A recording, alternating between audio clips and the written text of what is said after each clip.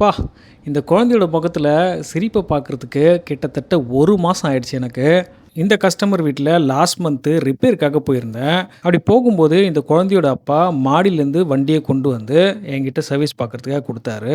இந்த கார்ல எனக்கு எதையும் கழட்டுறதுக்கான வேலையே இல்ல. ஏன்னா ஆல்ரெடி எல்லாமே கழட்டி வச்சிருந்தாங்க. ஏன்னா இந்த கஸ்டமருடைய அப்பா இருக்கார்ல, அதாவது இந்த குழந்தையோட தாத்தா, அவர் வந்து இந்த வண்டிய ரெடி பண்றதுக்காக நெறைய ட்ரை பண்ணியிருக்காரு போல. அதனால கழட்டுனதெல்லாம் அப்படியே கழற்றபடியே வச்சுட்டாரு.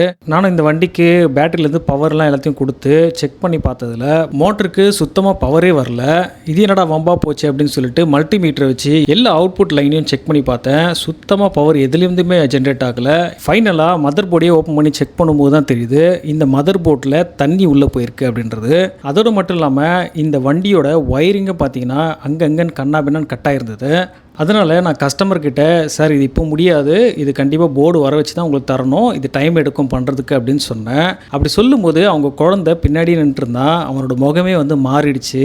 பொதுவாகவே நான் ரிப்பேர் போகிற வீட்டில் அன்னைக்கு அந்த வண்டியை ரெடி பண்ண முடியல அப்படின்னா அந்த குழந்தைங்களோட முகமே வாடிடும். அதே போல் தான் இந்த குழந்தையோட முகமும் வாடிடுச்சு. ஆனால் அது அவங்க அப்பா அதை கவனிச்சாரா இல்லையான்னு தெரியல. பட் நான் அதை நல்லாவே கவனித்தேன். என்ன பண்ணுறது, எனக்கும் இது சொல்கிறதுக்கு கஷ்டமாக தான் இருக்கும் அந்த டைமில் ரெடி ஆகாது அப்படின்றது.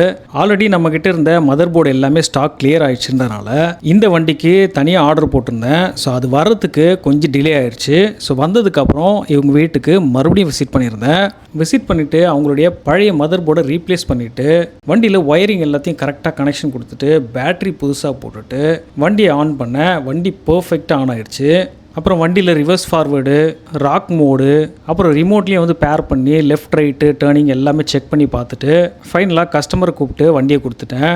ரெடியான வண்டியை பார்த்ததும் அப்பாவும் பையனும் ரொம்ப குஷி ஆகிட்டாங்க. உடனே டெஸ்ட் பண்ணணும் அப்படின்னு சொல்லிட்டு மாடிக்கு கிளம்பி போயிட்டாங்க. கிளம்பி போயிட்டு அந்த குழந்தைய ஃபஸ்ட்டு உட்கார வச்சு பெடலை மெரிக்க சொன்னால்